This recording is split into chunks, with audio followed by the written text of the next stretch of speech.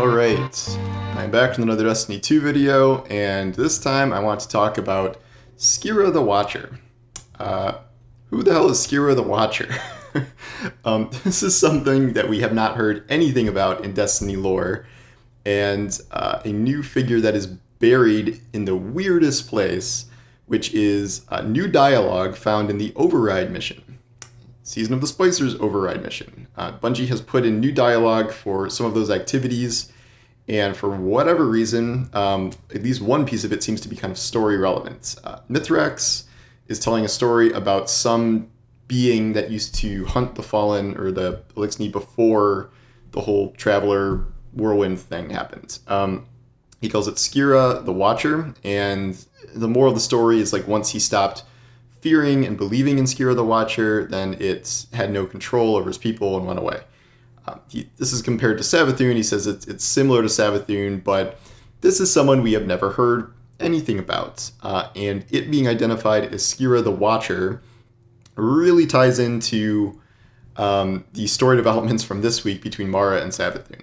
I have to give full credit to Mylan here because I saw his video on this. I was going to do something about this grand threat anyway, but I did not know about the Skira thing, which he pointed out in his video, and I would never have found that there was new dialogue in the Override missions, because I'm probably never going to run an Override mission again. But I want to give my kind of own take on what I think is happening here and what Bungie is setting up for the longer-term future of the game past the Witch Queen, even because the Witch Queen itself seems like we're kind of on a pretty clear path to what's going on there. The idea here is that there is some other figure lurking in the shadows here that is not Savathun. Like, we know Savathun is probably going to be the antagonist of the Witch Queen. If it's not her, if there's a left turn there, it could just be Xivu Arath. But, you know, it's going to be somewhere based around that. What we are not expecting is both Mara and Savathun this week give us hints about a new being that is sort of straddling the line between light and dark, and is the thing commanding Xivu Arath to assassinate Savathun, essentially, and something that now has control of the Taken, or actually always had control of the Taken before Oryx did, even though Oryx was the Taken king. We've kind of been assuming Oryx created the Taken, but it seems like maybe something gave him the Taken, possibly the Deep, which is what we've understood to be the darkness when he was conversing with them. And yet, things are just kind of a little confusing now. The idea, Savathun kind of goes into this thing about if you straddle the line between light and dark and look up, you will see the thing that's been watching you from the beginning. This is why the connection to something called Skira the Watcher seems a little suspect.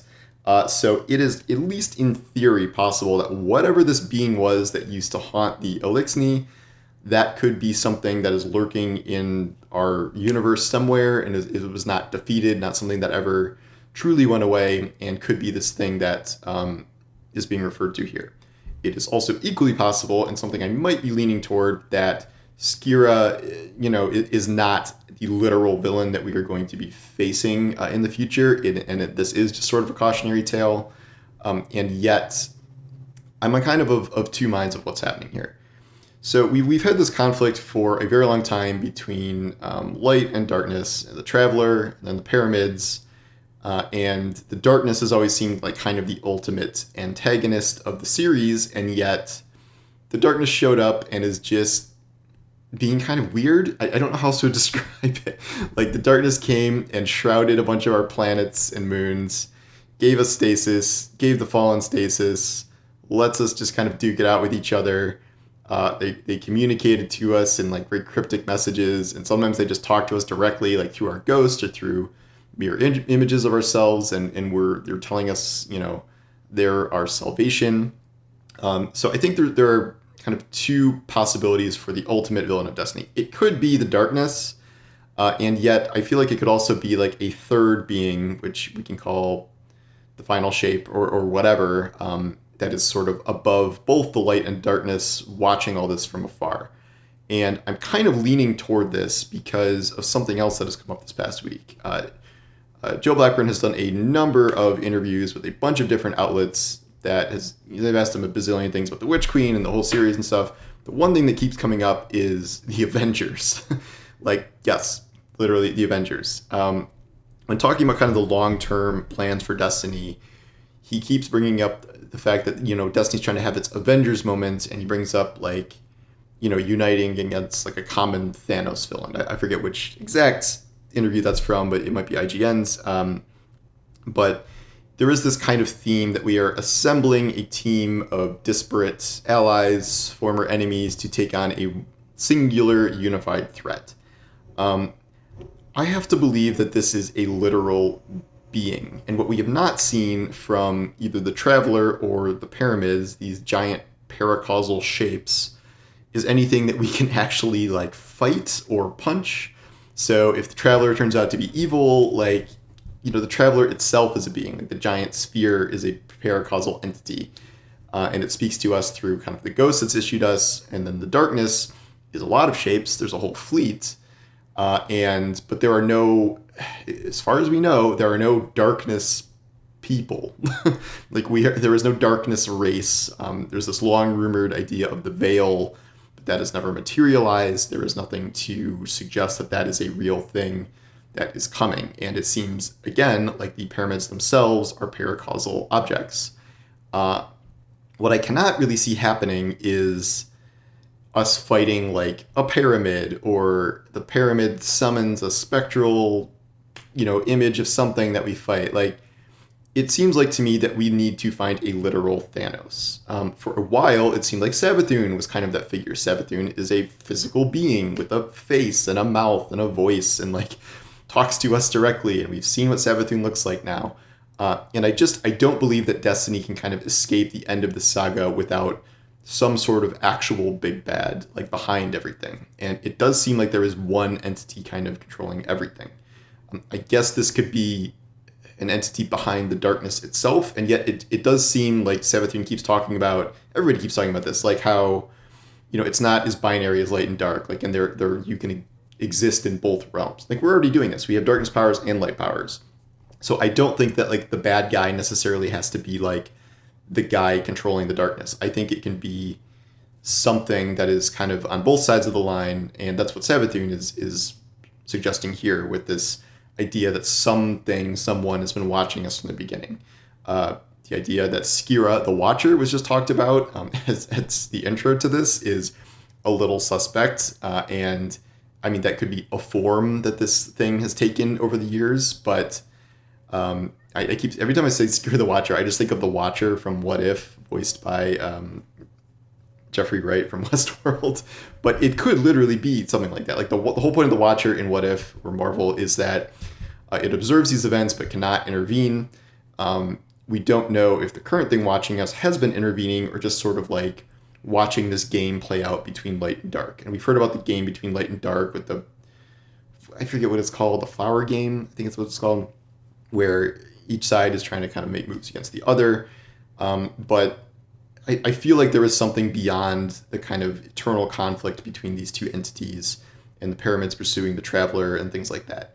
That is what everything we are seeing here indicates, and the fact that both Mara and Savathun are talking about, like, a very specific entity. Like, I just don't think it's what they're referring to as, like, the fleet of pyramid ships. Like, I think this has to be something beyond that. And what form that takes, I don't think we have enough information to go on yet. I'm not going to start calling it Skira always, unless we start hearing more about Skira. Like, if Skira comes up more than once, then I think we should maybe start paying a little more attention to that name and the history of that being. But buried in a single line of dialogue from last season with a new plot point inserted there is a little strange. So I'm not going to, like, definitely say that is something yet, but it is definitely suspect timing, I'll say. Regardless, I think this is cool because we kind of have a new mystery to solve. I think there was another more short-term prospect about whether Savathun is actually evil or not, or maybe evil is too binary a term, but, like, is a potential ally. This has been a long-running theory. It does seem like she's going to get the light, steal the light, something, and then fight against us in some form in her throne world. And yet, I mean, we fought against the Fallen, we fought against the Cabal, and I fundamentally believe that Destiny has been trying to teach us a lesson this entire year, that we can turn or enemies into allies, and allies and enemies, I guess. And Savathun is like literally spelling this out, and she's like, you can trust me, like we have a common enemy.